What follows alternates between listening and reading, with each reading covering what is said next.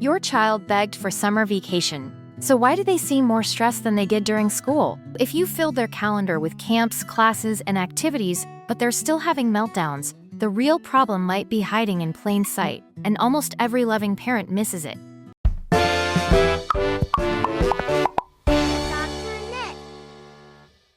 Repetitive king jam. If your child seems more emotional, more irritable, or more exhausted during summer than during the school year, you're not imagining it. And no, it doesn't mean they're ungrateful. Here's the surprising truth. Sometimes the child with the busiest schedule is the child struggling the most. Swimming lessons, art camp, soccer practice, language classes, music lessons. Every activity looks wonderful by itself. But when they stack together day after day, something important disappears. Rest. Imagine finishing a long year at work and then discovering every single day of your vacation had already been planned by someone else. Most adults would feel overwhelmed. Children feel that too. They just don't have the words for it. Instead of saying, "I need a break," they cry over tiny problems. They argue more. They become clingy. What looks like bad behavior is often a child whose emotional battery is running on empty. I completely understand how this happens. Most parents aren't trying to overload their children. They're trying to help them. Summer arrives and suddenly there's pressure everywhere. Social media says successful kids should be learning new skills. Other parents are enrolling their children in exciting programs. It starts to feel like every empty hour is a missed opportunity. But here's the question nobody asks. What if some of those empty hours are actually the opportunity? One of the biggest misunderstandings in parenting is believing growth only happens when an adult is teaching something. Some of the most important growth happens when nobody is directing the child at all. That's where confidence starts to develop. It's where self-direction begins. That's where children learn who they are when nobody is telling them what to do next. Now let's talk about the meltdowns.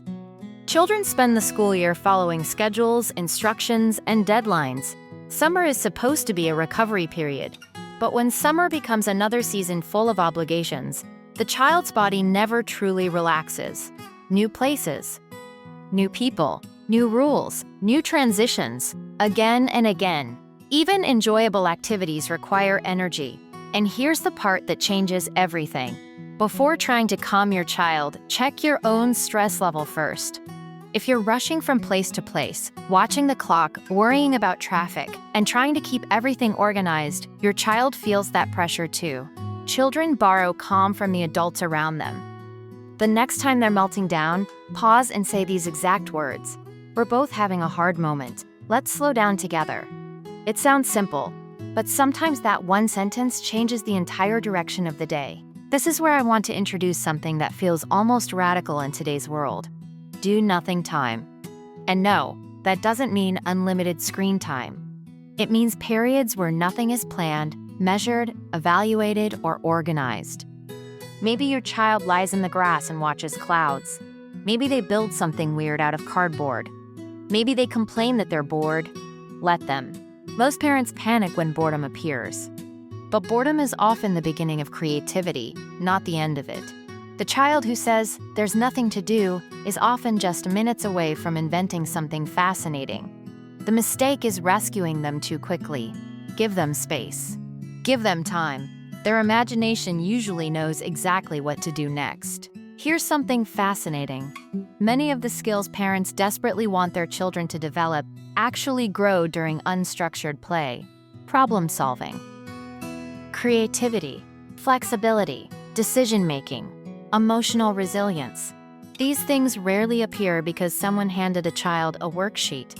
They appear because a child was free to experiment, fail, adjust, and try again.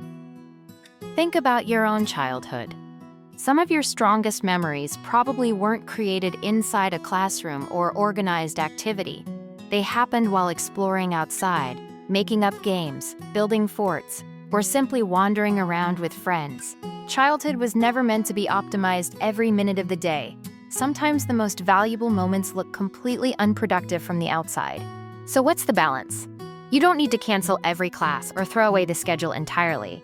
The goal isn't less opportunity. The goal is more breathing room. Here's a simple summer formula. 1 physical activity, 1 creative activity, and plenty of unscheduled time. That's it. Before signing up for something new, ask yourself one honest question. Does my child truly need this, or am I afraid they'll miss out and I don't? That single question can prevent months of stress. Because childhood is not a competition. It's not a race to collect achievements. Childhood is a time for growing, exploring, resting, imagining, and becoming. And all of these things require space.